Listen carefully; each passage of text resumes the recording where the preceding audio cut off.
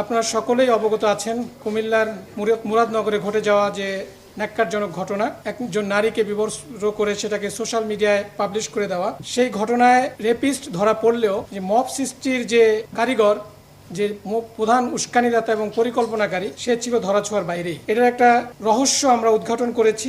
আপনাদের বিভিন্ন electronic and print মিডিয়াতেও এটাতে এসেছে যে এই মব সৃষ্টিকারী যারা, তারা এখনো ধরাছোঁয়ার বাইরে। সে লক্ষ্যে আমরা র্যাব আমাদের কাজ শুরু করি এবং আমাদের গোয়েন্দা তৎপরতা বৃদ্ধি করি, এবং তারই প্রেক্ষিতে গতকাল আমরা এই মব সৃষ্টির যে উস্কানিদাতা বা পরিকল্পনাকারী, তাকে আমরা গতকাল অ্যারেস্ট করতে সক্ষম হই। আমি ঘটনার বিস্তারিত বলবো না, এটা আপনারা সকলে অবগত আছেন, বাট যে মব সৃষ্টির পিছনে যে রহস্যটা ছিল সেটি আমি আপনাদের সামনে তুলে ধরবো। এখানে ঘটনাটা ঘটেছিল দুই ভাইয়ের মধ্যে, শাহপরান এবং ফজর আলী। ফজর আলী যে অলরেডি অ্যারেস্টেড, যিনি ধর্ষক হিসাবে পরিচিত হয়েছে এবং যা তার নামে অলরেডি মামলাও হয়েছে, ওখানে ভিকটিম মামলা করেছেন। সে ধরা পড়লেও দেখা গেল যে মবটা যারা করেছে, যারা এই সোশ্যাল মিডিয়াতে এই ভিডিওটাকে ভাইরাল করেছে, তাদের কয়েকজন ধরা পড়লো, এটার যে উস্কানিদাতা তিনি ধরা পড়েননি। তো সেটা নিয়ে আমরা কাজ করি এবং সেখানে আমরা দেখতে পাই যে শাহপরান এবং ফজর আলী, আমাদের যে আসামি আজকের অ্যারেস্টেড, তার নাম শাহপরান, এবং যে ধর্ষক ছিল ফজর আলী, এরা দুই ভাই ছিল। এই দুই ভাই এই ভিকটিমকে বিভিন্ন সময়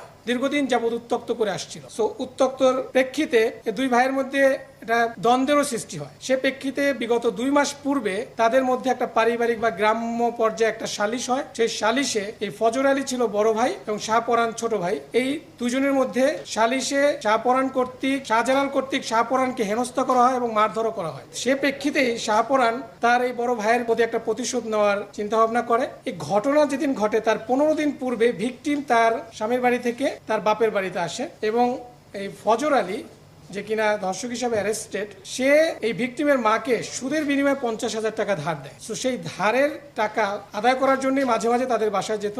ঘটনার দিনও তেমনি এই টাকা আদায়ের সূত্র ধরেই তিনি ওই বাসায় গিয়েছিলেন রাতের বেলা, এবং এইটা শাহপরান জানতো যে ওই দিন সে যাবে। সে প্রেক্ষিতে শাহপরান তার লোকজন সেট করে দেয় যে এরকম এই টাইমে যাবে, তোমরা যদি তাকে ধরতে চাও ধরতে পারো। এবং সে তার সেই প্ল্যান অনুযায়ী, পরিকল্পনা অনুযায়ী ওই দিন রাতে যখন ফজর আলী তার ওই ঘরের ভিতরে ভিকটিমের ঘরে প্রবেশ করে, তার কিছুক্ষণ পরেই এই শাহপরানের লোকজন ভিকটিমের ঘরে প্রবেশ করে এবং তাকে বিবস্ত্র করে ভিডিও ধারণ করে সেটা পরবর্তীতে সোশ্যাল মিডিয়ায় ছড়িয়ে দেয়। পরবর্তীতে আমরা এটা জানতে পারি। জানার পরে আমাদের একটা চৌকস অভিযানিক দল গতকাল এই শাহপরানের যে রহস্যটা সেটা আমরা জানার পর তাকে আমরা গতকাল কুমিল্লা থেকেই অ্যারেস্ট করা হয়।